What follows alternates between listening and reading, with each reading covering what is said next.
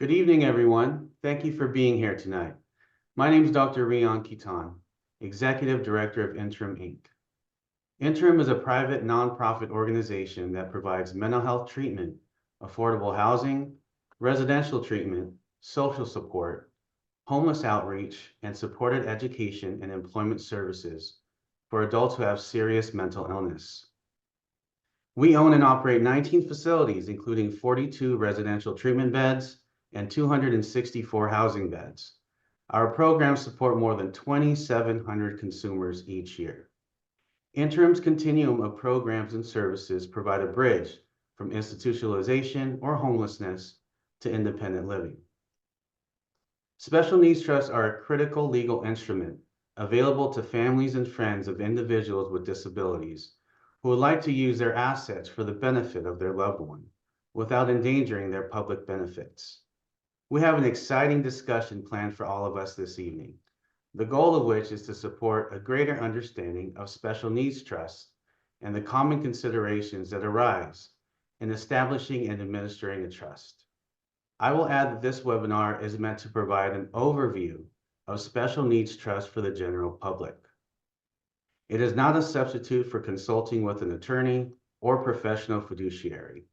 Should you move forward in the process, we recommend you seek counsel with a qualified professional who has expertise in this area. In terms of the format, we're using Zoom webinar for this presentation, which means you can see us, but we can't see you. I'll be moderating a set of questions for our panelists.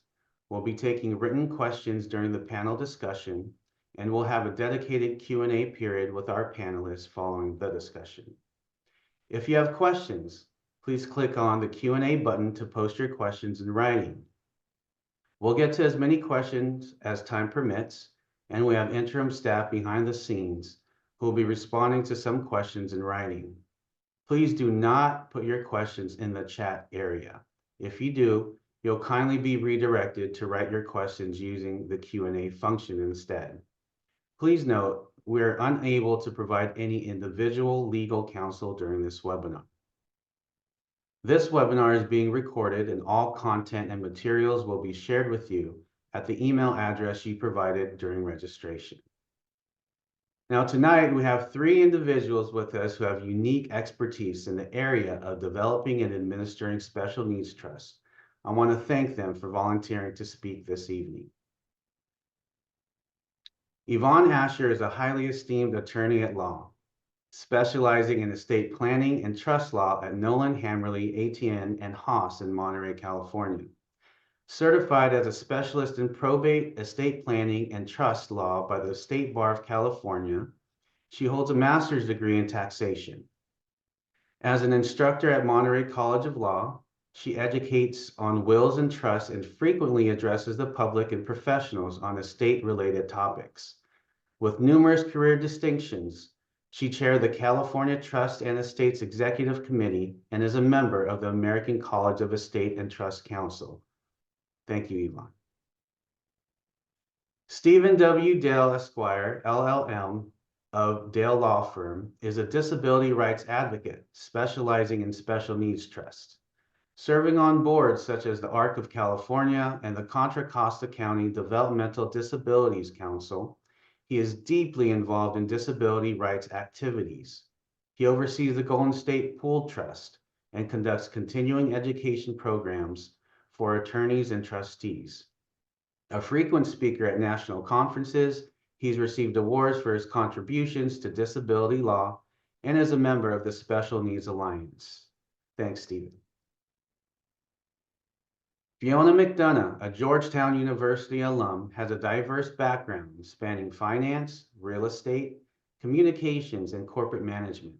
With graduate work focusing on post-traumatic stress disorder, she transitioned to estate planning and trust administration, eventually launching her own practice. Serving as president of the Monterey Bay chapter of the Professional Fiduciary Association of California, she advocates for individuals with disabilities and is actively involved in various legal associations. Thank you, Fiona. Thank you again to Yvonne, Stephen, and Fiona for being here with us tonight to share their insights and expertise. Now, as moderator for the next 60 minutes or so, I'll be asking our expert panelists a number of different questions, starting here with question 1. And this one's for Stephen. What is a special needs trust, and why should someone consider establishing one? Okay, so we're going to try to cover this as best as we can because I probably could do 60 minutes on this alone, but we don't have time for that. And I want to thank you. Interim is such a wonderful and unique program here. So anyway, getting to that.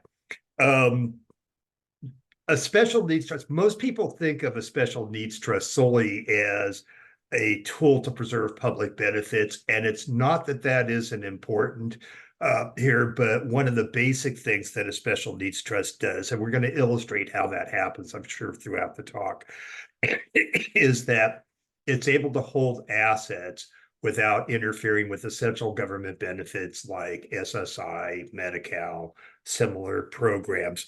Why would you consider one? Well, you could do it for a number of different reasons. For one thing, it could be used as a way to manage assets. Okay. And I think in a lot of ways, once again, beyond the public benefits, I like to think of them in many cases as a private social service system here. And irrespective of the benefits, for many folks with developmental disabilities, mental behavioral health challenges, and that kind of thing, once again, it can be kind of a private care management system here. It also can be very useful for tax planning. I'm doing more and more trusts here for folks who even elect not to have their loved one involved in public benefits, but it can be a great tax planning program. So, I mean, there's many things, and we'll probably illustrate that as we go through this. Thank you so much, Stephen. Next one's for you as well. Now, who's eligible for a special needs trust, and how are they different from a regular trust? Okay, so we're going to see two kinds of trusts here, and I think Yvonne's going to cover that in greater detail. If we're talking about the estate planning or the third-party trust, it can be anyone with a disability, and quite frankly, there's situations where I've set them up for folks that are not labeled with a disability. In a way, what a special needs trust is here, and maybe just melding this with the second question is what's different from a regular trust? A special needs trust is a form of a spendthrift trust, and that's one of the reasons that it keeps somebody eligible for beneficiaries. So as we all know, for folks on SSI, there's a $2,000 resource limit. And what the difference between this and the normal living trust here is that a special needs trust is a trust where the trustee has sole and absolute discretion and the beneficiary has virtually none. Okay. And because of that, you could put any amount of assets in the trust. I have a trust with a huge asset in it here, a lot of it for tax purposes here, and it can be held for the benefit of the beneficiary, but all distributions are in the sole discretion of the trustee. In a lot of ways, the most important person on this panel is actually Fiona. It's the trustee. Yvonne and I draft these trusts and all that, but part of this is giving this ominous power to this trustee. It's really important to have a trustee who is going to use that power of the sole and absolute discretion in the best interest of the beneficiary. Once again, just highlighting real quick the difference between like a living trust, which would be your normal trust, and a special needs trust.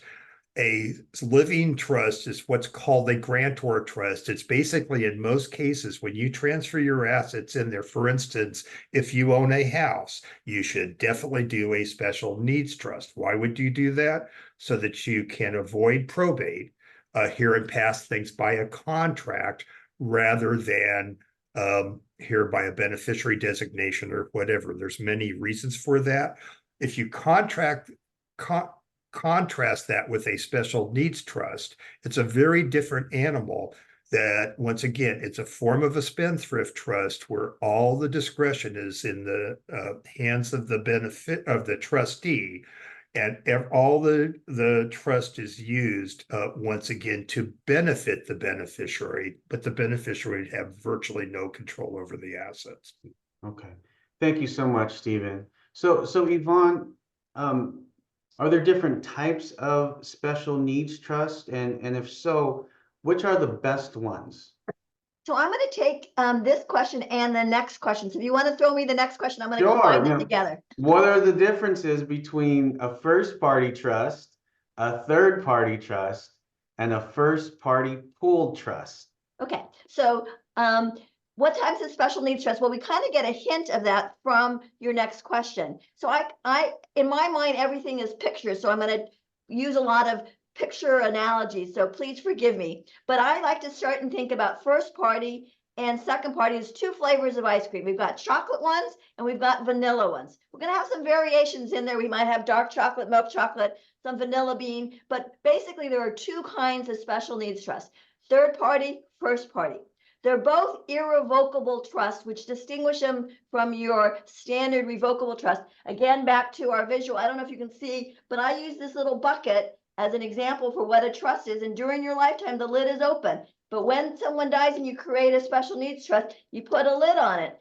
You probably can't see, but there's little holes in here where money can come out. And you can design these holes as big holes or little holes. So that's kind of our first or third party special needs trust. So what's the difference between the first party and the third party? The first party is funded with the person who's on disability's own assets. So they might have gotten in an accident and have a large settlement, but if they keep all that money, they're going to be off public benefits, and we want to preserve their benefits for a variety of reasons.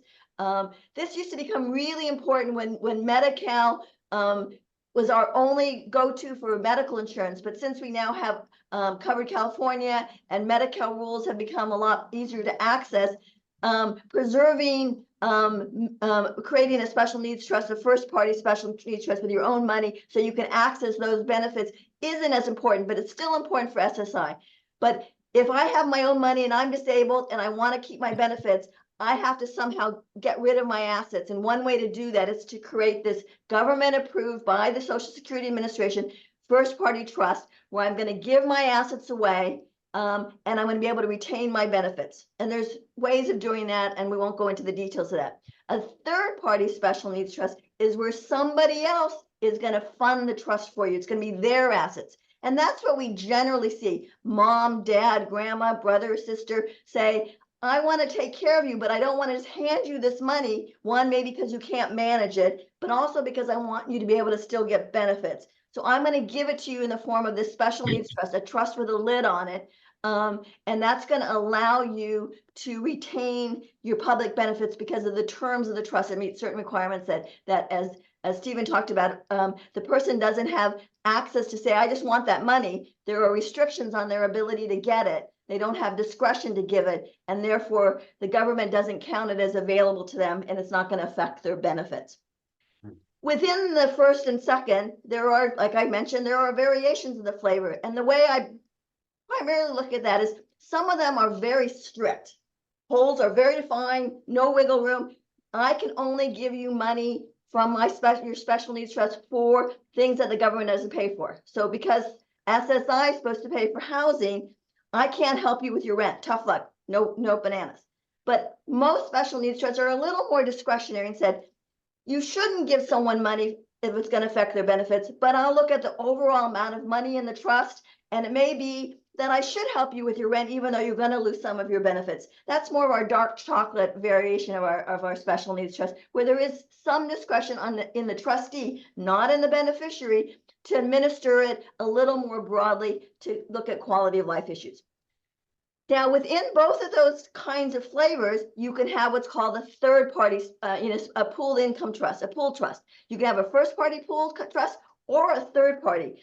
And we're so fortunate to have Stephen here because he has a lot of experience with pooled trusts.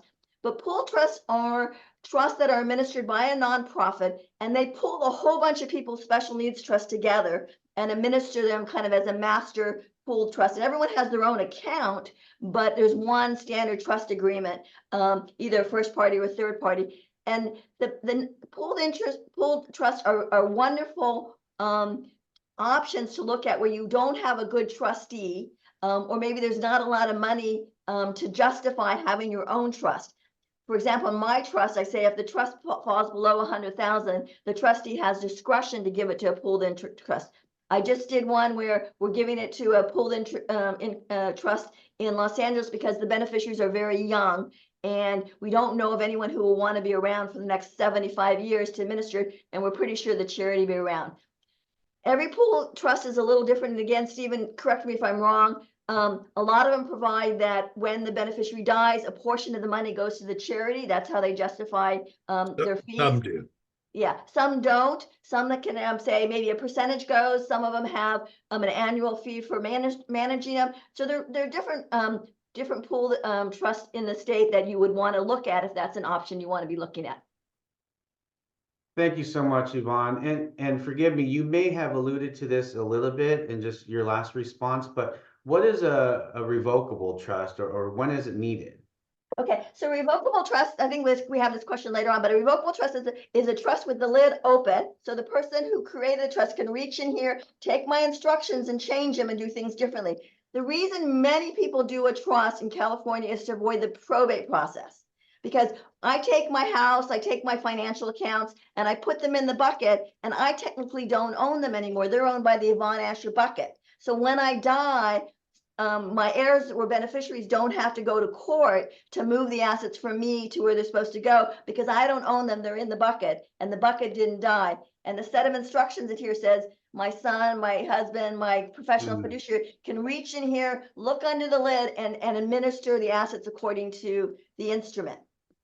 So, Okay. you know, a lot of people think that it has creditor protection, it has tax benefits, and really, while you're living and the lid is open, it's just like I own it, but legally I don't hold title, so we don't have the probate process. Thank you, Yvonne. And I know it'll be different for different situations, but who should write the trust? Oh, that's a question to me. Okay. So trusts are really fairly complicated and sophisticated instruments. And so I, of course, I'm a little biased. I believe, you know, everyone should see an attorney to write a trust. I've seen lots of trusts that people do on their own, going online, going to Zoom, but and maybe with AI, it's going to be a little better. I don't know. I haven't done an AI trust yet. But you know, the trust is only as good as you know, the person writing it understands the nuances. So if you are trying to do it on your own and the computer program says, do you want A or B? You can have both. And you're not sure what A and B mean in the first place. You're going to say, sure, give me both. And so sometimes maybe you have competing clauses, or you're not very clear, or you haven't. Someone, one of the benefits I think about having an attorney who's experienced in this area is they can play devil's advocate. So like you may think, oh, my son loves his brother, he's going to be the best trustee. And then you go to see an attorney and they start saying, okay, here's what Thanksgiving is going to look like if you do that. You know, your one child's going to say this and the other child's going to say, well, I'm not giving you any money, you know, and it maybe isn't good for their relationship. So having someone who's done these and has seen what I call the backside, which no one here has seen the backside because we're not dead. But I've seen the backside lots of times, other people's backsides, not mine. I can bring that experience to the table and share, you know, maybe how to design the trust from a practical point of view so it's going to accomplish your goals better. Thank you so much. So, Stephen, which type of special needs trust is the most restrictive and why? Well, let me jump into that. I do want to piggyback on Sure. what Yvonne said real quick, which is, and by the way, I agree with everything that Yvonne said. You know, when you're looking for an attorney, I think too many people look at these things as commodities.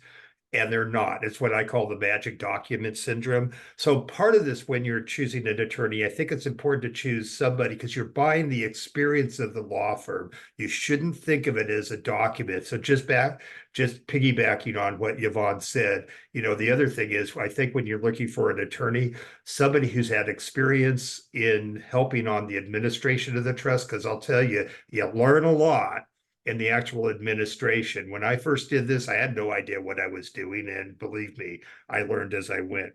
Getting back to the question and back on the program, what is the most restrictive trust? As Yvonne said, you can categorize special needs trust into two types of trusts. One is the first party trust. The other one is the third party trust. The first party trust are the assets of the disabled individual, usually from a probate where it didn't go directly into the trust, or from a personal injury settlement or that kind of thing. In that trust, you're basically making a bargain with the government. And part of the bargain is that this is an irrevocable trust. And when the beneficiary passes, there's a lien for any Medi-Cal you've used during your lifetime. So this has a lot of restrictions, like you can't use it for gifts because they don't want you giving it away and avoiding the payback here. And there's a lot more scrutiny. Now, a third-party trust, which is when it comes from a family member, and it could be from a parent. I set up one for my niece who has Down syndrome, so it could be from an uncle. It could be from anybody, set up by anybody but the disabled individual themselves. In that case, there are a lot fewer restrictions. You have a lot more latitude here. And especially when you're dealing with folks with behavioral health, you can set it up where it turns on and it turns off and it adjusts. Once again, part of this is, think of it as putting together a little social service plan here. Part of this is, like, if Fiona is going to be the trustee, we need to give her guidance on what is it we want her to do and that kind of thing up here. But it has a lot of latitude, including saying on occasion please go ahead and make distributions, even if it causes a loss of benefits. It just really has a lot of latitude. Okay. So now you've this next question here, I think you spoke about it, Stephen, very well, but if there's anything you could add or expand to it, are there maybe standard limitations for the use of funds? in some ways, yes, in some ways, no. And I think one of the things that comes up, boy, if I could eliminate the word special needs, I would do it in a heartbeat. And by the way, it's kind of fallen out of favor anyway. There is no such thing as a special need. Whatever need the beneficiary has, that's their special need. Now, within that, we have to be careful what we use it for here. So for instance, one of the biggies is food and shelter. If the beneficiary is on SSI and you use the funds for shelter, you'll have a loss of benefits of $334.33. I could explain to you why, but I can't give you a rational explanation. It's just a bunch of stupid rules here and that kind of thing. So sometimes you have restrictions that will have repercussions, but once again, it would be pretty stupid to have a trust that says I can't house my beneficiary, because what is it that people need? They need housing, that kind of thing. You generally, for folks that are on SSI, cannot give them cash. So you have to pay for things indirectly. I know when I'm working, as a fiduciary, as a trustee with the Golden State Pool Trust, the first thing the beneficiary asks me is, how much cash am I going to get? And the answer is 0. And they're excited about that. But I'm sure Fiona will go into, well, then what good is this thing and how do we get things to them? So once again, in a third party trust, you can have a lot of latitude. In the first party trust, it's a little bit more restricted. But in the end, it's the skill of the trustee that matters. Okay, thank you. And this is also for you, Stephen. What are discretionary distributions?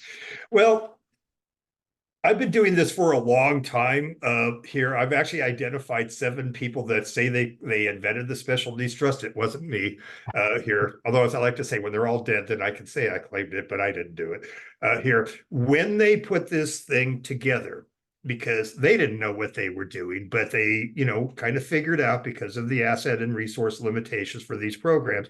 If you took a spendthrift trust and kind of monkeyed around with it, it would work. The earlier trusts were what I would call the more restrictive trusts. And oftentimes what they said is you can't make a single distribution if it's going to cause a loss of public benefits. What did you just do? You created a trust that, for instance, if they're on SSI, you couldn't use it for shelter because if you pay for the shelter, you're going to have a reduction in benefits. Just using some common sense. In a lot of cases, if we don't have other alternatives, of course, we want to pay for that shelter and take that reduction in benefits because housing is a big issue for all Californians, especially people with behavioral health limitations. So once again, a supplemental trust tends to be a very restrictive trust here that really strictly says that you cannot interfere with making a distribution that will cause a loss in benefits. I don't remember the last time I did a supplemental trust. A discretionary trust gives the trustee the discretion to use a little common sense. And there are times when preservation of benefits is not really in the beneficiary's best interest here, and we want to give the trustee that latitude. Thank you, Stephen. This next question, and Yvonne, you alluded to this a little bit with SSI or Social Security income.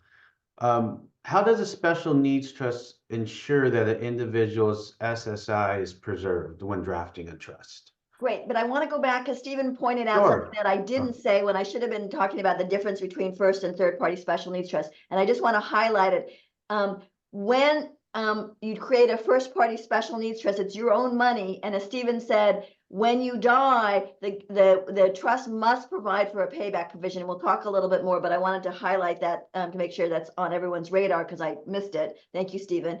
And the other thing I just want to point out is one of the first things that a lot of times people, when they come to me to draft these trusts, they don't know is what kind of benefits is the person on? Because if you're on SSDI, Social Security Disability, you don't have a lot of these restrictions. And so most of what we're talking about when we talk about these restrictions is for those that are on SSI.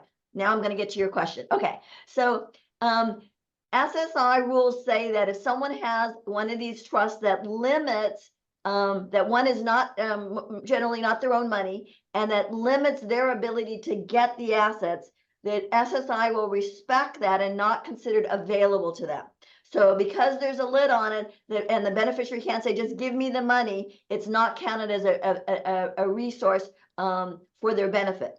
And then the issue, as Stephen alluded to, is, however, if sometimes a distribution is used for the things that Social SSI is supposed to be used for, housing and shelter and food, that will cause a loss of benefits. Okay. Now, is there a payback, Yvonne, due back to SSI for inherited assets? Okay, so let's just say, is there payback due to SSI from a special needs trust? Because the assets that are in there may be inherited, or they may have been gifted. We don't quite know how they got in there, but the answer, the short answer is no. SSI does not have a payback provision in any either first party or third party. Only thing that gets paid back is if you have a first party special needs trust, Medi-Cal can get paid back. It is required to be paid back. It's going to be interesting because recently, just this year, as many of you maybe know, Medi-Cal changed their eligibility rules and no longer look at how much assets you have. And they also a couple of years ago changed their reimbursement rules. So when you die and you got Medi-Cal, you don't have to pay Medi-Cal back unless you have a probate estate. So first party special needs trusts are also the only other source for Medi-Cal reimbursement is under California law right now. Okay, thank you. Stephen, who can put money into a special needs trust? Okay, and we're just going back to this, there's kind of a schism here. In a first party trust, it's meant to hold assets of the disabled individual. And in a way, looking at the differences will show you that you want to avoid the first party trust if you can. So for instance, if you don't do proper planning and you don't direct, your assets for your loved one here with a disability into the third party trust. Let's say you have a life insurance policy and you didn't change the beneficiary designations here, then that will go to the disabled individual themselves. And at that point, the disabled person can put it in the first party trust.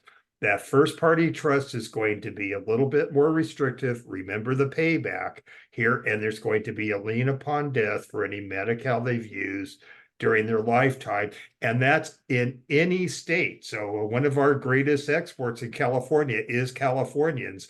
Merely moving out of California isn't going to resolve the issue. You're going to have that. In a third party trust, a good illustration is that I set up a trust for my niece in New York. Here, all the aunts and uncles are contributing to that trust. So usually it's the parents, but sometimes it is, aunts and uncles. It could be anybody except the person with the disability or their spouse for the kind of trust that we're talking about here.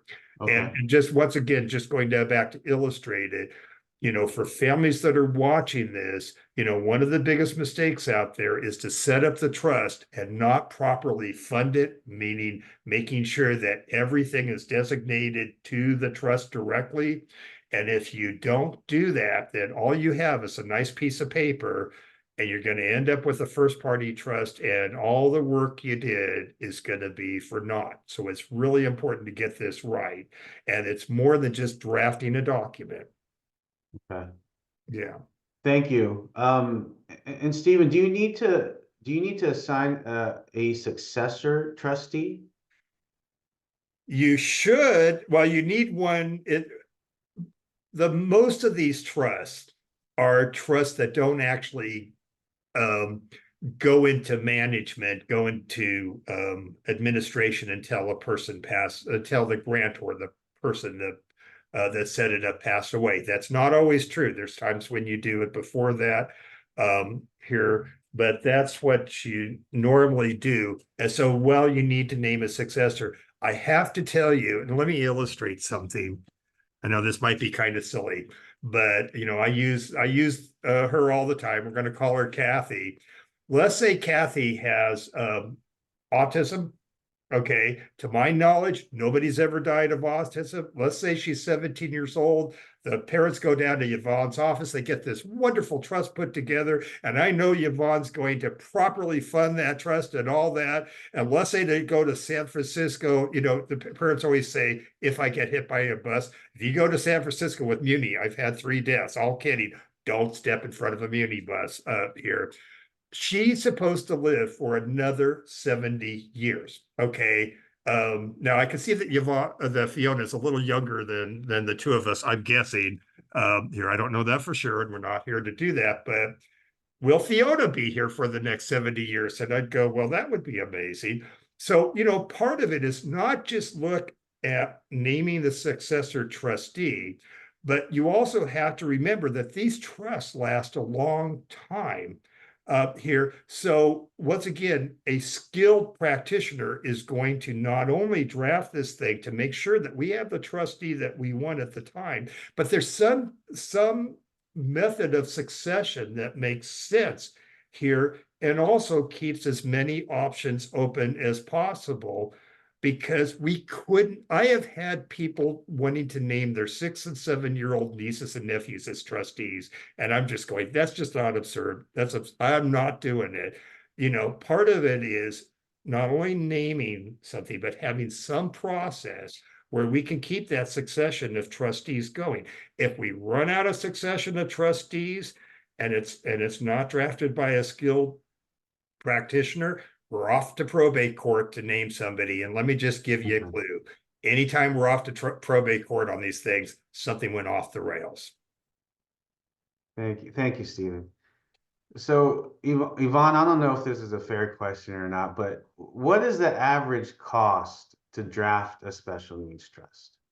So generally, as we've kind of talked about, generally a special needs trust is included in someone's living trust. So you create a trust to avoid the probate process, and then your trust says, when I die, my assets go partly to my son Jimmy and partly to a special needs trust for my sister Susie. So it's usually in conjunction with creating your entire estate plan. So generally, we don't just create a standalone special needs trust as part of someone's estate plan. So it's hard to give general cost, but a special needs trust shouldn't add, let me maybe say it this way, is if you talk to a person about doing an estate plan for you, which includes a trust as your primary vehicle, and they give you a range, your special needs trust is going to bump it up towards the higher end of the range, maybe about a couple $100, because it does take a little bit more drafting and a little more consideration. But especially the language is generally pretty standard unless you have a very unique situation. So it's not like it's a lot more money than I'm setting up a trust for a minor. Maybe a little bit more complicated, maybe a little more discussion about how wide you want to make those discretionary holds or not, how much we think there's going to be funded, how important public benefits are. But the document itself is not overly complicated. As Stephen's talked about, the complexity is actually administering the trust, and Fiona's going to talk about that. So it doesn't add a lot to the cost of creating an estate plan. Okay, so a couple more here, Yvonne, and I'm going to do a twofer on this one. What's the difference between a special needs trust and an ABLE account, and how can an ABLE account be used in conjunction with the special needs trust? Great question, and we could do also a whole program on ABLE accounts. ABLE accounts are a new tool that we have in our toolbox that came in a couple of years ago that was authorized by the federal government. Then every state had a right to set up their own ABLE accounts. California has one, and they're kind of like a cross between an IRA and a special needs. But what it is the money in the ABLE account. You can create it. You can only there's limitations on how much it can be, in the state of California manages it. But the beneficiary can actually take money out of the ABLE account themselves and use it themselves for certain qualified expenses. And in some cases, that may even be food or housing, as long as they use it in the month of receipt. So it was designed for people that have capacity and need a little bit of spending money, but we had the $2,000 limitation. So you could have $50,000 in your ABLE account when you could only have $2,000 in your bank account, and that $50,000 is, if I'm the disabled person, my money that I get to use, even if it came from someone else.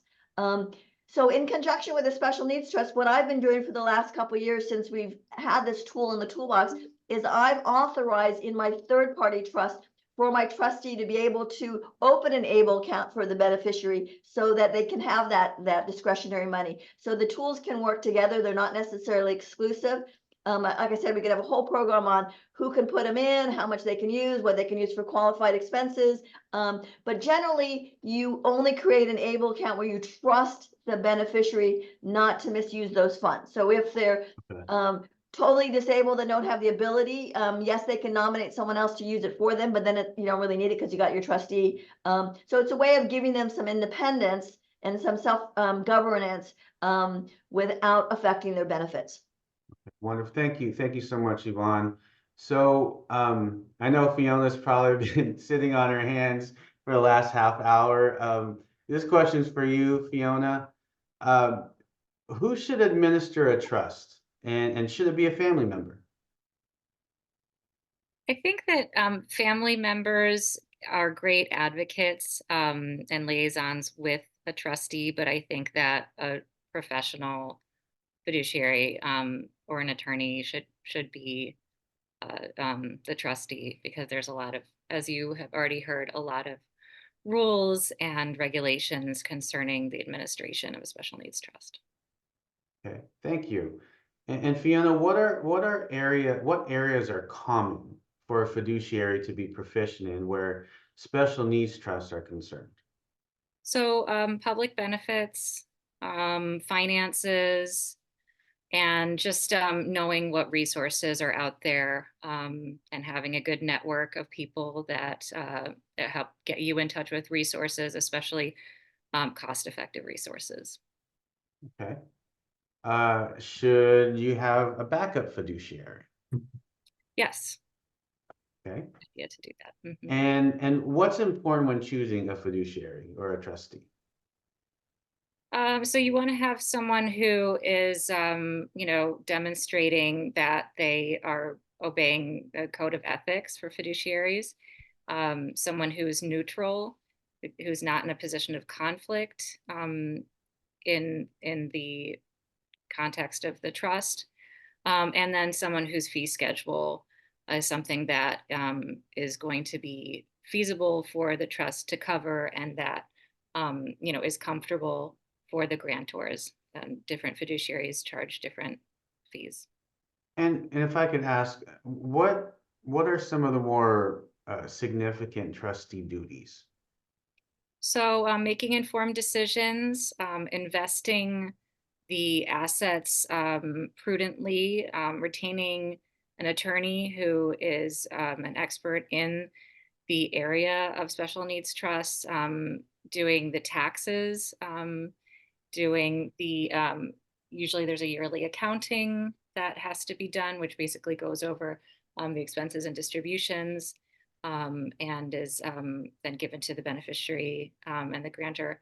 Um, uh, there's hiring caregivers if necessary. So there's sort of just like some management that goes into Hmm. administering the estate and providing a quality of life. There's bill paying. So yeah, those are some of the things that. Yeah. Are there other professionals not mentioned that are needed to maintain a trust? Financial advisor, CPA. I've already mentioned care manager and attorney. Okay, thank you. And what are trustees' fees? How are they determined? I don't know if that's a fair question or not, but Well, speak to trustees that. determine their own fees, but there's sort of a market rate in various regions of the state. Uh, Often those are sort of around the fee schedule set by the probate court for probate administrations, um, but not necessarily. It depends on the fiduciary and their experience in the Okay. area that they're in. Okay. Now the next question I like to ask has to do with liability. So is there a difference between, in terms of liability, with a professional fiduciary versus a family member per se?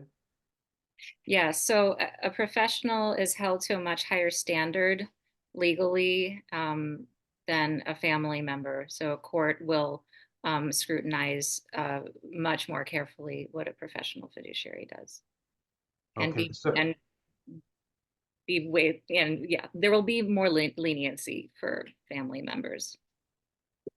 with that, would you mind speaking to us about like legal protections? I'm not sure exactly what to call it, but legal protections, if what kind exist for the fiduciaries or oversight of the fiduciary? Yeah, so there's the Professional Fiduciaries Act, which created the Professional Fiduciaries Bureau, which I think it was 2006. So it basically oversees licensing, enforcement of rules and laws. So it's most of it is within the professional code, and then there's some points in the probate code. Okay. So, for example, you can make a complaint about somebody to the Professional Fiduciaries Bureau. They have to investigate it. They can remove someone's license, at which point they're not legally allowed to practice. You can also bring a breach of fiduciary duty lawsuit against a fiduciary. Okay.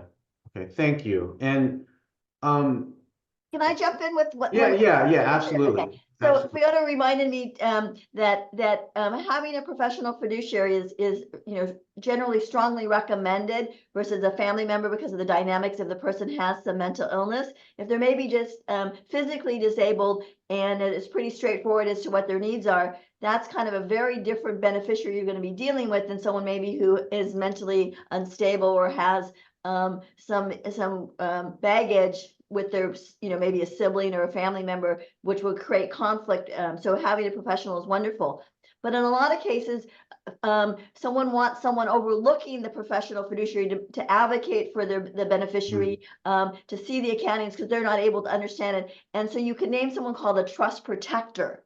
And a lot of times a trust protector is a family member who can get copies of the accounting, who can look at what the professional fiduciary is doing in terms of an investment and serves as a checks and balance. And a lot of times that will be a family member. And then they can appoint a successor. So there's always maybe a family member there to advocate, but they don't have the legal responsibility of doing the job. They're not getting the phone call saying, I want more money. They're just kind of in the background, but it's a nice checks and balances. And so that's another tool in the toolbox that we look at for special needs trust a lot.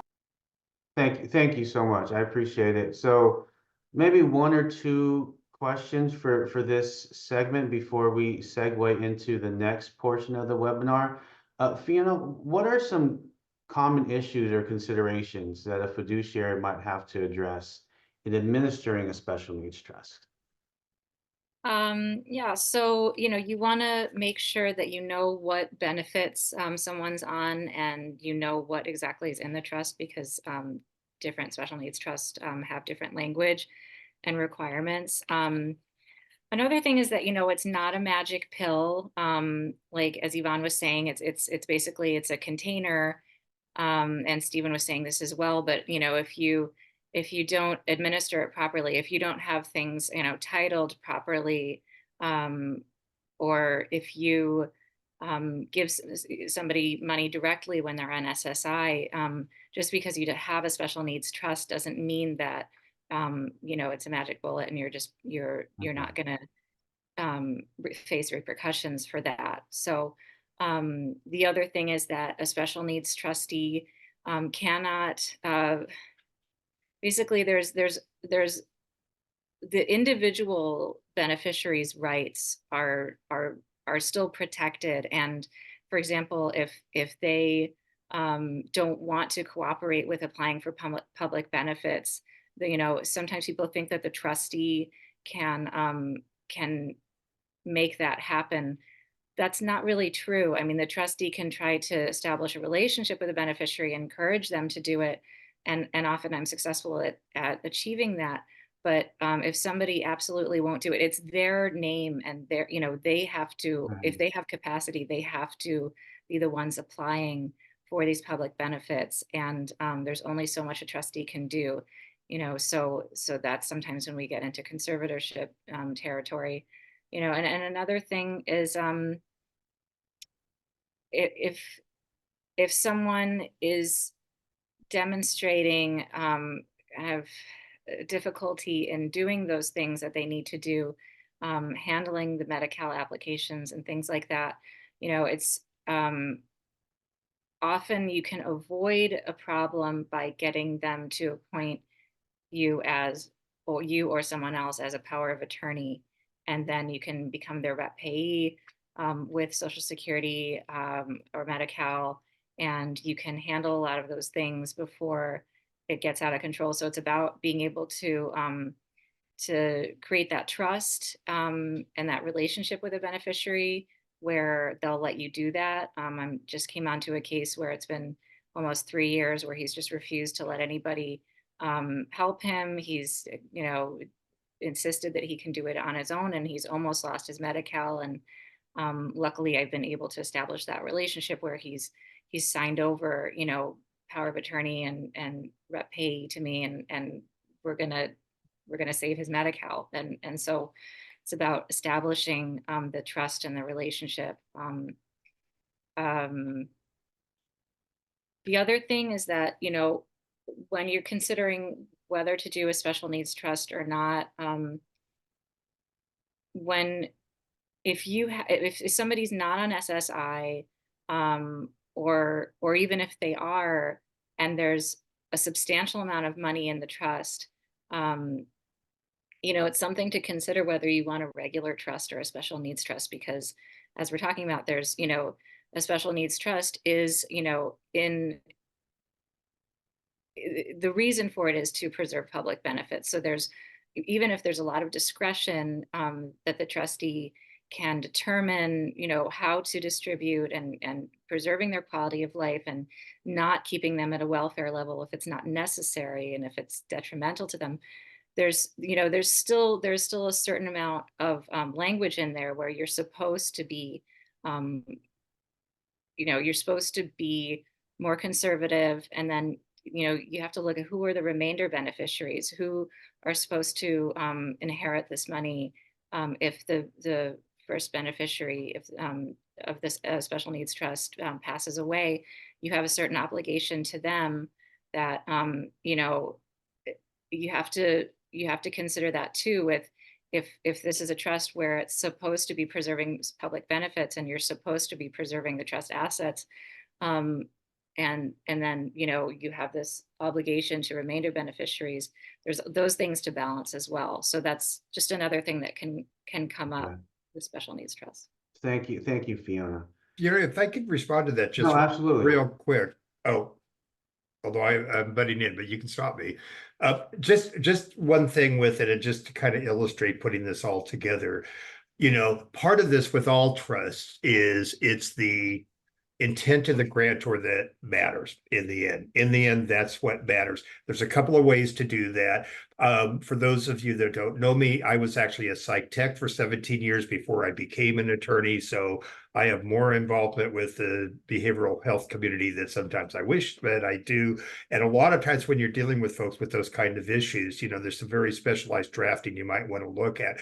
I am getting more and more folks that are saying that I do not want that mostly we're using this to manage funds and quality of life. And so you can, both by including this in the trust, and there's another animal called the letter of intent, kind of a side letter. Basically, it would be a letter to Fiona if she's the trustee about this is what I want for my child. So I'm getting more and more folks that are saying, I just want to make sure this money's managed right. If there's something with public benefits that's good for my child, that's fine. But I don't want them in public housing, whatever. I'm happy to pay fair market rent. And one of the things also you might want to put in there is I get more and more clients who say, I don't really care about the remainder beneficiary. If you spend the last $2 the day before my child passes away, that's fine. But this is where the drafting comes in, and a skilled drafter that has experience with these kind of things is really getting into the head of the grantor, the families that are setting it up. What is it you want? Think about these things and all of that. The other thing about this, oftentimes there's a resistance to using a professional trustee because, of course, they charge. Here, I'm assuming Fiona's not a nonprofit here, but that I work for a nonprofit and we charge too. But the thing about it is, I'll give you an illustration. I had a trust I did a number of years ago on somebody's deathbed. I urged them to hire a professional trustee. They did. They say, I have a son. He's a lawyer. He's really smart. Let me tell you about the call we had today because we're going over it. He had bought for his brother a van and a motorcycle, and the person's on SSI. He says, well, that's okay, right? I'm going, oh, we have a problem. You can only have one vehicle. And he says, well, that doesn't make sense. I go, no, it doesn't. But those are the rules. And here's the problem, that if this person is reviewed, they're going to get knocked off of their benefits and that kind of thing. So once again, I'm a big fan of using professional trustees. I'm a big fan of using professional trustees with guidance from family here as a team. But once again, like the motorcycle and the van, why shouldn't a person on SSI have a motorcycle on a van? I can't give you a good reason, but the reason is it says in Social Security world, you cannot do that for persons on SSI. Thank you for that example, Stephen. Now, before we get to the next section, is there anything else, and I'm throwing this to the panelists here, anything you'd like to touch on or cover? Maybe someone said something that sparked another important either topic or information you want to share. I just want to emphasize again, I think what we're hearing as a theme is that we still use the term special needs trust, but more and more we're now drafting these as discretionary trust for someone who can't manage the money themselves. And so really, it used to be in the old days, and I'm old enough to remember, when getting Medi-Cal was really a lot of the reason why we did these trusts, because especially for people with mental illness, their meds were so expensive that we needed Medi-Cal, and that was the only way they could get insurance.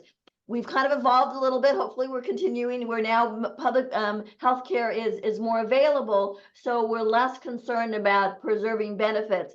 But that benefit was a lot of times much more important than the SSI benefit. But now, because we can access Medi-Cal through a couple of different ways, these trusts we should start talking about them as discretionary support trusts and not really special needs trusts. Thank I you, think that's a Yvonne. good point. I have a lot of trust, especially when we're dealing with folks with behavioral health issues, where they don't want to be labeled as special needs. So sometimes just changing the name to a discretionary trust is just a little bit more palatable. It's the same trust. Thank you. All right, anything else from our panelists at this time? Because more questions are coming. Oh, there's so much we could cover, but Right, we right, need to right. get to the most terrifying part of that, which is the questions from the families. All right, well, I want to thank our speakers for this informative discussion. At this time, we'll segue into our Q&A portion of this webinar.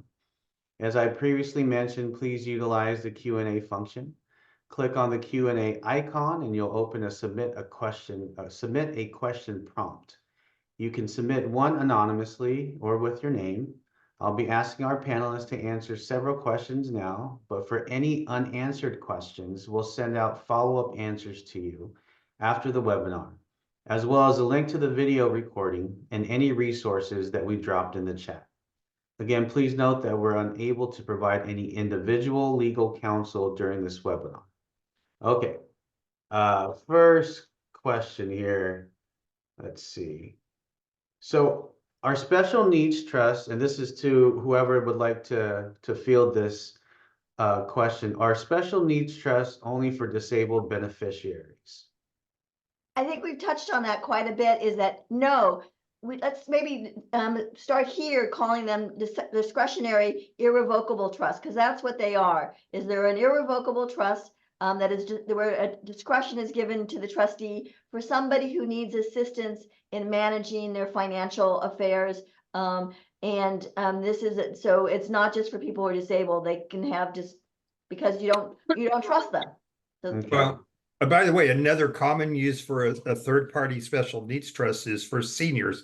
Although I don't sure I like that term because I'm 72, which makes me a senior. I don't feel like a senior, but I guess I are here. But, once again, I have a lot of clients that are concerned about their aging parents and that kind of thing that, may be on Medi-Cal or might need Medi-Cal in the future or have those funds or need those funds.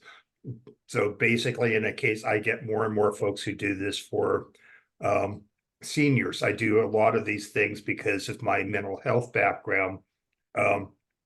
For folks with behavioral health issues who may not in the future qualify for benefits, but they have their challenges. Once again, you need to keep in mind what this thing is a glorified spendthrift trust here, and so it'll also protect money from creditors. One of the problems we have when we have somebody with, for instance, a mood disorder, oftentimes you'll have folks who will do remarkably well for a period of time, and then they won't, and then they will. That's just part of the cycle. And so many families will set this up here to protect them from the problem times and that kind of thing. I mean, it really does have a lot of different uses. Benefits are actually it used to be the only reason for doing this. More and more benefits, I'm getting more and more trusts where benefits are not even in the mix. Thank you. I mean, one of the questions, who on this panel would like to be on SSI themselves? Not me, right? I mean, so, in a lot of cases, it becomes a necessary evil and something we need to do. In fact, another thing that I'm using special needs trust more and more is encouraging folks to work and using it for vocational training and hopefully get them off the benefits someday, which in many cases, that is the road to true independence, if that's a path you can take. Once again, our goal is to work on having the best quality of life possible within the resources we have, both public and private. And that should be our goal. Thank you. So is a beneficiary who owns property not qualified? No, Yeah, I mean, if the beneficiary has their own house, but I'm their parent and I don't want to just give them the money, I can create an irrevocable trust when I die that someone else is going to manage, of which they're a beneficiary, and it doesn't affect what they own. The question I think is maybe getting at, does owning the house affect their benefits? And generally no, because it's an exempt asset. Okay, So thank sometimes, you. also in the trust, we sometimes buy a house if they don't have one. I did a webinar this week on buying a house. I mean, it was pretty involved in it and that kind of thing. In a lot of cases, my preference is that the house be held in a third-party trust. But there's a couple of things with this, and I have to tell you that housing obviously is one of the biggest issues that we deal with here. And there's some practical concerns here, because one of them is oftentimes people will put house in a trust, but they won't leave enough money for the maintenance. Well, guess what's going to happen eventually? Secondly, one of the things between the beneficiary owning it outright and owning it in the trust is somebody's got to manage it. And there's a lot of fiduciaries that are not wild about managing the house and all the responsibility that goes with that. So part of it, you have to look at whether it's practical. One of my concerns oftentimes because on all of these benefits, the government favors persons with disabilities owning a residence. So you can do that. But the problem with that is we get back to somebody who might have a behavioral mood disorder, you're really putting things at risk, here in a case like that, where, there's a danger of the loss of the house and that kind of thing. And the other problem with it is if the house has to be sold, you may have a problem staying qualified for benefits, depending on what kind of benefits you're on. I have to tell you that these are not easy issues. They're complicated. They're more convoluted than you think they ought to be. Here, I don't think the word disability and simple are two words that go together. They just don't. Thank you. Thank you for fielding those questions. So I'm hoping I get this next one correct. So we did talk a lot about pool trust already. But do you recommend any specific ones, whether pool trust or trust, for small estates, or when there's a lack of a successor trustee? Be that I manage a pool trust and have 250 beneficiaries. How about if I jump on that first? I will disagree with one thing that was said here is a lot of people look at pool trusts as only for small funds. I totally disagree with that. Okay. Here, once again, if a pool trust can handle a small account, it can handle a small account. But even so, here, the most pool trusts are call centers. Okay. Golden State Pool Trust is like most pool trusts. We do not have our own care managers and that sort of thing. So I am never going to see the beneficiary. It's not going to happen. I either have to take my direction from the beneficiary, from a family member, which we call a BA, or that kind of thing. That's the way that most of the pool trusts work in California. If I'm looking at something where we definitely need hands-on, I'm going to lean more towards the private professional fiduciary because they actually go out and see their own people. Like if I had somebody in Monterey and I can't communicate with my beneficiary because they're unable to do that, I'm going to be either hiring a care manager or a private fiduciary. And now we got two levels of administration going on. That just doesn't make any sense. The way I like to draft these things here is to leave all option open. In fact, what I'd like to put in the trust is, like, let's say we're going to name Fiona here, I would name, Fiona and her fiduciary group, or a private professional fiduciary, corporate trustee, or pool trust of the trust protector or advisory committee's choosing. That opens it up for all the different possibilities, because what's right for the beneficiary at that time. But the thing is, and this is where, once again, a skilled attorney who understands these things can help you with the guidance. There is no one answer that works for everybody, and that's just not how it works. A lot of it has to do with how much money we're talking about, the complexity of the issue, and that kind of thing. Is there a particular pooled trust? I actually, even as the trustee of a pooled trust, I recommend a number of folks. Somebody mentioned probably the JLA Trust in Los Angeles, a very fine trust. By the way, I wrote their trust document, a very fine trust. And they actually have care managers, if you're in Los Angeles, that will go out and actually see somebody. Each of the pooled trusts has their strengths. Each of them has their weaknesses. Each of the options have their strengths, and each of them have their challenges. And as Stephen alluded to, when the beneficiary dies, some pool they're run by nonprofits. So some of the money sometimes goes to that nonprofit to support their other missions. So if you're affiliate, if there's one that has a mission that you are that you want to support, that may sway you one way or the other. Thank you. Appreciate it. Next question here is, what about other children's when you do a special needs trust? So I imagine if you set someone up for a special needs trust and there are siblings, I imagine, what about them? How does this impact them? It doesn't. I mean, it doesn't affect them any more than any other kind of estate planning. So you can provide for your other children. One of the things that a lot of times, and this is why you want to have someone who's experienced in this, is you want to look at the nature of the assets that you have access to and where are they going to go. So for example, a lot of my clients have a very typical asset portfolio of retirement accounts, maybe a house and some money in the bank.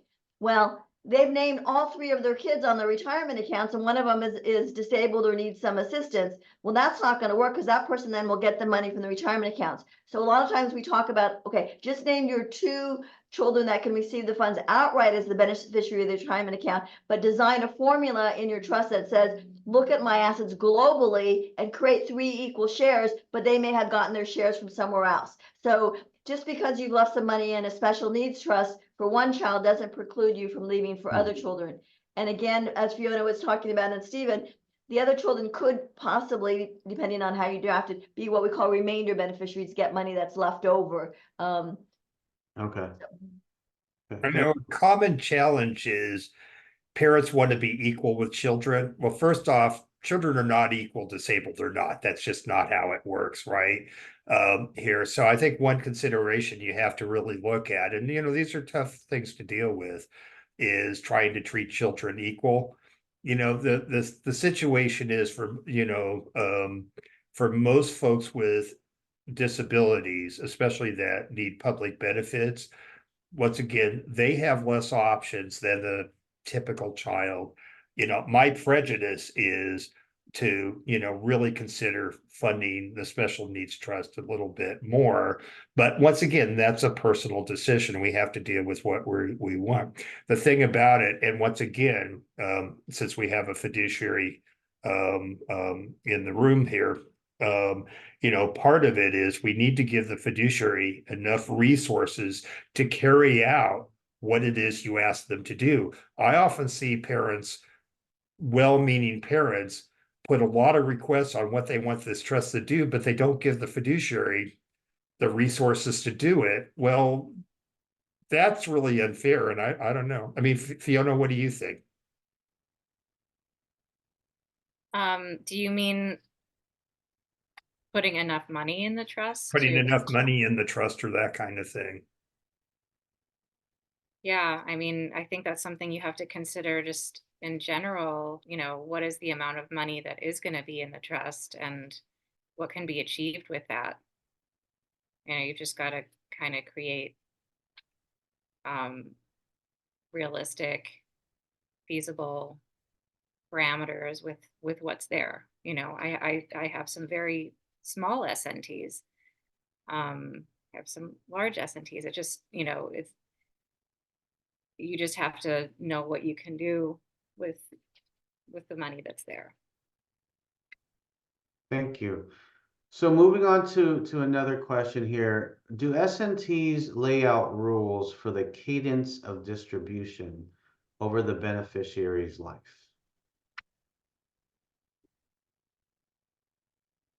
Anyone want to tackle that one? I'll jump on it.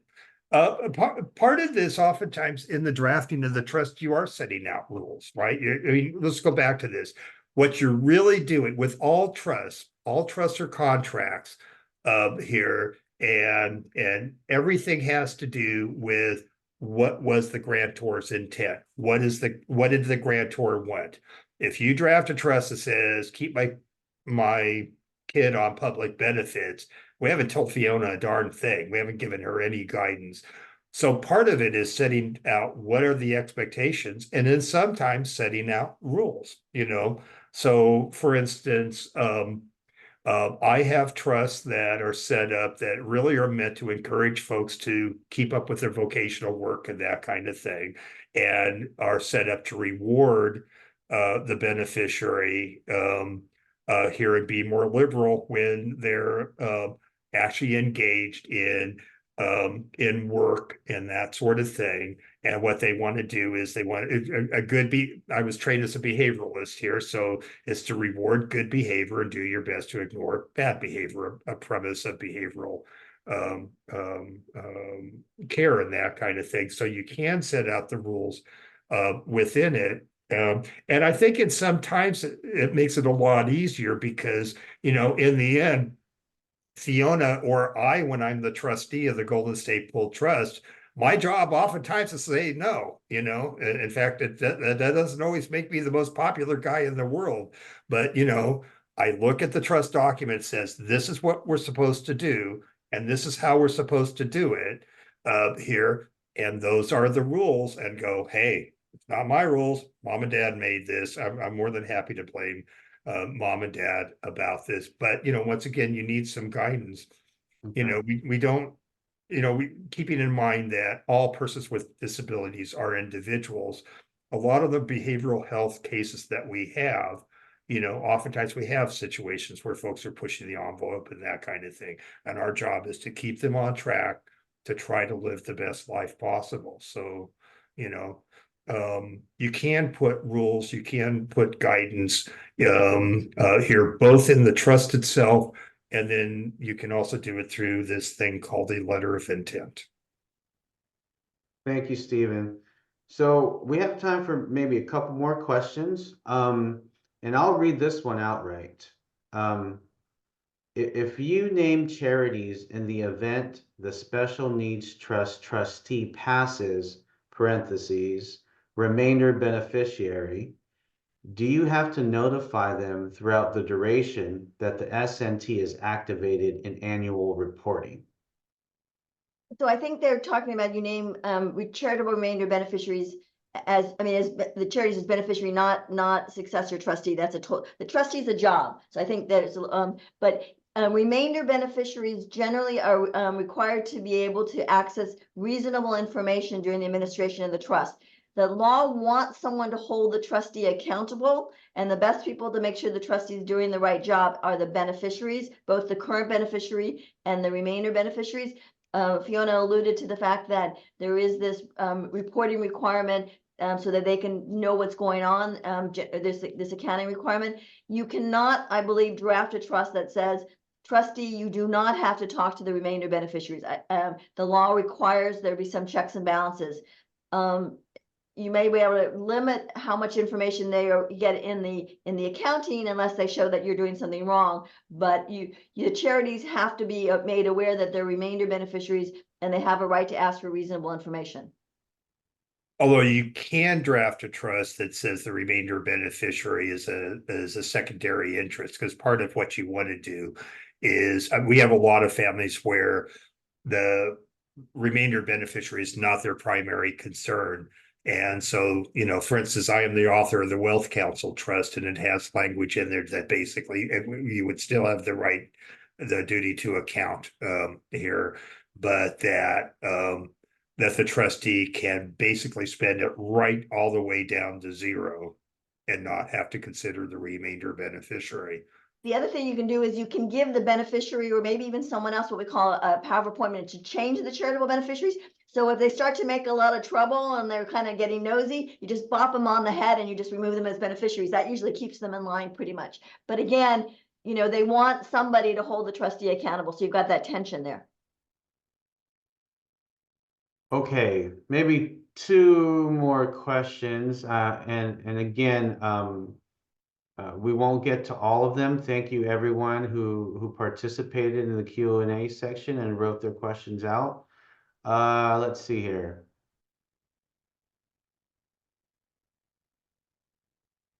Can one beneficiary have two S&Ts, parentheses, set up by different family members? Or is it better that there is a pooled trust setup? So I'll take a stab at that. And I have, unfortunately, you know, like parents got divorced and they both want to set up special needs trusts for their disabled child, but they have different remainder beneficiaries. So one of the things I try to do is make sure that we coordinate between the two of them as to, you know, the trustees then talk to each other or can coordinate what comes out, which trust may be spent first. Is it done proportionally to the extent there's assets it's equal? So yes, the answer is yes, they can, but you really want to try to have a coordination between them so that you don't have the beneficiary asking for money over here and then it's the same money for the other trustee and they never talk and they get twice as much or they're getting their off benefits. Of course, it's wonderful if they can combine their two trusts, but a lot of times they maybe have very different beneficiaries and they really don't want to do that. But I have done one where they've combined it and we've then done a proportional distribution on the end based upon contribution. So if mom dies and 100,000 went in and dad died and 500,000 went in, when beneficiaries died, dad's beneficiaries get 5/6 and mom's beneficiaries get 1/6. Okay. I have one trust, although I get all the strange ones. I have a family with a beneficiary that has 6 special needs trusts. Try coordinating that here. You know, one thing that comes up, which is common with people with disabilities, is that the incidence of divorce is relatively high here. So we'll get a lot of situations where if the family is working together, and I'd say that happens about half the time, I prefer a single trust. And the two issues you're normally dealing with is who's going to be the trustee. My preference is to name a professional trustee. And the other part of that is where does the remainder go? And so you can actually draft something very similar to what Yvonne was doing in a single document here that basically has language that based on the proportional amount of contribution for each family member, it would do exactly what Yvonne was talking about. It would parse it out to the remainder beneficiaries according to that. And each of the family members would have their individual power of appointment which means where the money goes upon death. When it works, it's a wonderful thing. The other half of the time, that's just not going to work. And then you're going to be in a situation with 2 or more trusts. When they all work together, like apparently Yvonne in that case was able to tame the trustees and get them to work for her here. I have not been fortunate in every single case. I have had situations with the battling trustees where, you know, I have one where one trustee, and there's nothing that says you're going to do that, intends not to spend a cent until all the money's gone. By the way, you'll never guess who the remainder beneficiary is of that trust. It's the trustee. Thank you. Thank you. Okay. Last question before we segue into the next portion here of the webinar. How do you ensure a trustee doesn't take advantage of their role? Well, that's you know a great question, and from a you know it's difficult in from a practical point of view. But again, that's why beneficiaries, both current and remainder, have certain rights to receive information so they can keep track of what the trustee is doing. When the trustee is also a beneficiary, a little more difficult. And then that's another reason why sometimes we look at trust protectors, having that third party be able to access information. and you have that problem, whether you have an individual, a professional, or even a corporate trustee, when anytime you have someone as an individual, there's a potential for abuse. This is where a trust protector or an advisory committee, and by the way, when they work, they're a marvelous thing. When they don't work, oftentimes it's pretty spectacular here. But there's a couple of things to look at. Beneficiaries are always required to have accountings available. But if your beneficiary has a cognitive disability, how effective are they going to be going through an accounting and that kind of thing? This is another reason why accounting to like a family member through a trust protector or something like that might be good. The other thing is that most trust protectors have the ability to hire and fire. And when we get down to succession, in many cases, my experience has been with most trustees that if for some reason the family is unhappy with the trustee, the fiduciary, I've had very few situations where the fiduciary wants to fight to keep the job. It's mostly like, show me the door, if there's a success, or we'll do the final accounting and move out. The relationship between the fiduciary and the beneficiary is it's a very personal relationship here. And once again, under the best of situation, they're going to work as a team. If you have a situation where it's just constant friction, it's no fun for the beneficiary, and it's definitely no fun for the fiduciary. Yeah. And then, but I think the point of the whole thing is, did I mention that disability and simple are two words that don't go together? Part of this is too many people look at this as buying a document.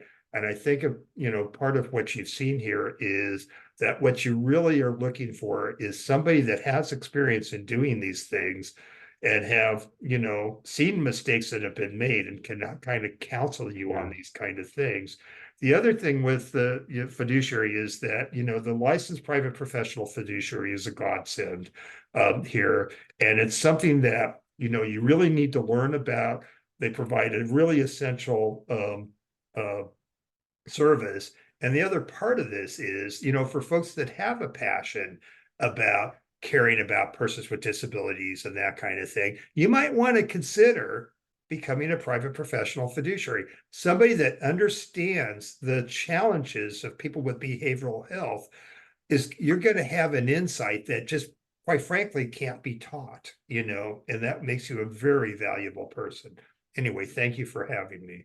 Thank you. Thank you so much. Now, thank you all again for the panelists and those who participated in the Q&A segment. Now I'd like to play a 3-minute video of a longtime supporter and board member of Interim, Carl Miller, detailing his personal experience with special needs trusts.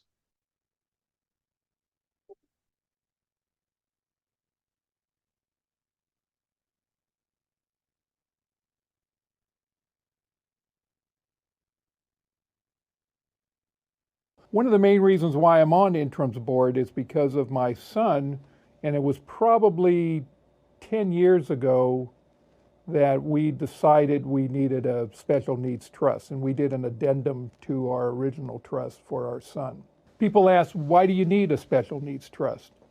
Well, one of the main reasons why people tell you is it allows your family member, if they're getting resources like SSI, like our son is, and Medi-Cal, that they can continue to receive that and then have access to any wealth that you've accumulated, as long as it's used for special things. And this is a real specialty in the law that you really need somebody to look out for that. There's a second reason for my wife and I. Let me give you a little bit about my background. I was a police officer for 30 years. And it's hard to imagine how many times police officers come in contact with people that suffers from various degrees of mental illness. And one of the things that usually led to those encounters, and here's another misnomer, people believe that people suffering from mental illness are usually causing crimes or perpetrating crimes. Couldn't be farther from the truth. They're usually the victims of crime much more often than they're the perpetrators of crime. But one thing I sort of noticed with all these encounters that police have with people suffering from mental illness is that support network that that person had somehow disappeared. And usually it disappears with a death. Usually it's women outlive men. That's statistically just the way it is. Go to any nursing home and you'll see that they're filled with women, more likely than men. And so usually it happens with the death of the mother, and it leaves this family member with the vital piece of their support network gone. So the main reason I see for a second needs trust is to keep that support network intact. And how it should be, it really should be seamless. When the last of the parents pass away, there should be everything in place to take over and keep things in continuum going. Probably one of the biggest things that you need to concern yourself with is who's going to administer this. And this is and who's going to write this special needs trust for you. One, you have to find a lawyer who specializes in this. That's very important. So you're going to have to do your homework. Fortunately, Interim, we've done a little bit of the legwork, and we can help you with recommendations on lawyers to see. You're taking an important first step by looking at this video, because obviously you realize that you need something in place. So this is the first step, but it's by no means the end result. Interview the lawyers, see what their expertise is, talk to groups like Interim to make recommendations of lawyers that have this type of experience that you need. And one question you're going to have is who administers this this trust. And we chose my wife's younger brother. But that was done for our first trust, for the financial end of it. And the thought was once our kids turned 30, if we had passed early, then they would be able to access their own money. But in the case of our son, our family member, our son who has bipolar, that really wouldn't work. To give him money all at one time, probably not a good idea. You need somebody to look after to make sure the wealth you accumulated will last and serve them through their lifetime. So it's important to have an administrator provide that function, because whenever you talk about money, you're going to have to say no to some things. My son has a younger brother who could step in, but I want him to be more of an advocate for his brother and not someone that's administering this. So one thing that we're going to do is try to find an administrator to pick up when my wife and I are no longer there to help. And it's very complicated because the wealth you do have, you want to be invested, and that takes a certain skill level. And then just staying on top of the law. Right now, the law allows for things like medical expenses, transportation, education, entertainment, and travel. You can spend out of a special needs. It doesn't cover housing and food, and does cover medical that's not covered by government resources. But this law is constantly changing, so you need somebody who stays abreast of the law, keeps the trust out of trouble. So you really need to do your homework on that. And again, turn to groups like Interim that provides support. One question is here, how does it help the beneficiary? Well, again, it just has that support network in place to pick up when the parents are no longer there to do that. What did I wish I knew when I established a special needs trust? Well, like I said, we had already established a trust, and then we knew we needed a special needs for our son. Probably just taking the time to interview lawyers, to interview administrators is the one piece of advice that I would recommend. What advice would you give to a family member who is planning the needs of a beneficiary? Well, like I said, do your homework, talk to groups like Interim. You're taking the first step by looking at this video, but it's only the beginning. This is a specialty part of the law, and it does take a certain amount of expertise. A little bit about Interim. Interim, we go back 45 years. Again, when I was a police officer, didn't really know about Interim. I found out about Interim because we had a call to a house in the city I was working that was run by Interim. And we were able to take care of the problem. It wasn't that big of a deal, but that was probably the first time I heard about Interim. As I went on in my career, and then after my son was diagnosed with bipolar, I got to know what Interim does, and we do a lot. 45 years ago, we were mainly concerned with helping housing for people with mental illness. But now our focus is not only housing, but supportive services. We also do a crisis intervention, and we do dual diagnosis for people that suffer from addictions, either alcohol or drugs, and mental illness. We provide employment services, and in just about all the areas that affect a family member that would be suffering from mental illness.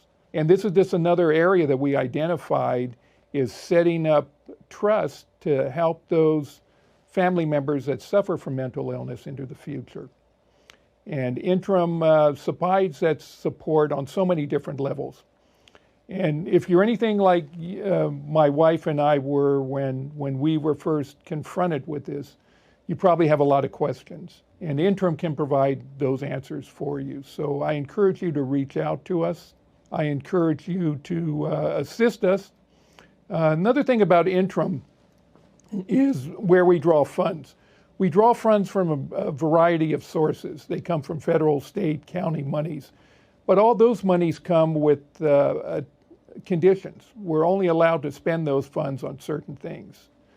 So we do get involved in fundraising efforts, but that's primarily designed to fill in those areas where we're prohibited from spending money. And there's so many needs for that. If, however, Interim can be of assistance, I encourage you to reach out to us. Good luck with your family member. I hope that things work out, of course, but I hope you're able to put something in place that will take care of them and be there for them in the future when you're not.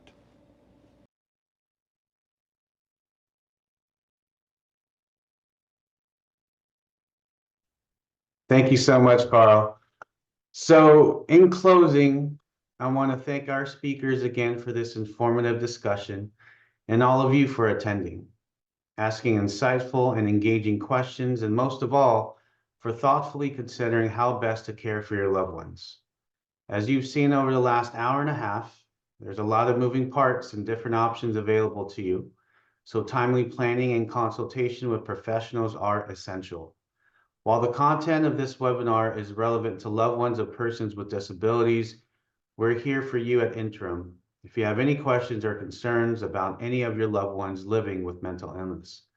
Special thanks again to our esteemed panelists and presenters, Yvonne Ascher, Stephen Dale, Fiona McDonough, and Carl Miller, as well as those behind the scenes making this webinar possible. Thanks as well to Interim's Board of Directors who supported the effort to help bring this webinar to the community. And of course, a special appreciation to everyone who tuned in tonight. Thank you and be well.